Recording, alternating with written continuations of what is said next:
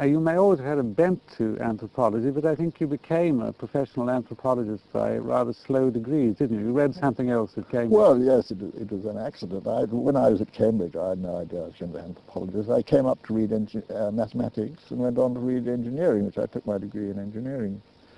There were other things that happened in Cambridge which I suppose slanted me towards anthropology. It was the great day of Cambridge Theatre, the Cambridge Festival Theatre, famous repertory, which certainly influenced me a great deal, of sort of tending to be interested in theatre and seeing life as theatre, which ultimately get fed into my anthropology. But at that time, I had no idea. I just when I graduated, it was a bad slump, and just like now, and I joined a British firm in China, Butterfield and Swire, and after spending a year in London, I went out to Shanghai and was in China for 3.5 years.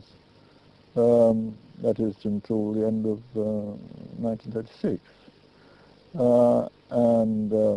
I was posted in various places, in Chongqing and Tsingtao and eventually in Kichin.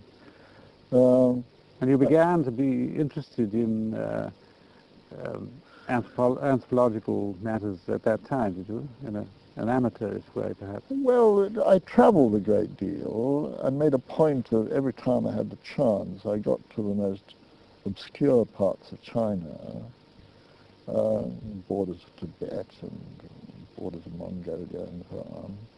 So I saw much more of China than I think the ordinary visitor did. I mean, China to me is a very varied country, a vast country.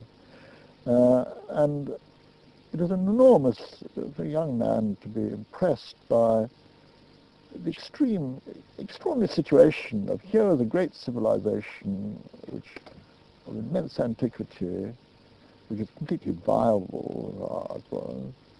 Yet they did everything exactly the other way around. I mean, as a young man, one got the impression that everything was back to front. I mean, you know, the men wore skirts, the women wore trousers. I mean, it was like that. And in all sorts of ways, it is in fact true that the Chinese solution to basic problems is rather the reverse of the European problem.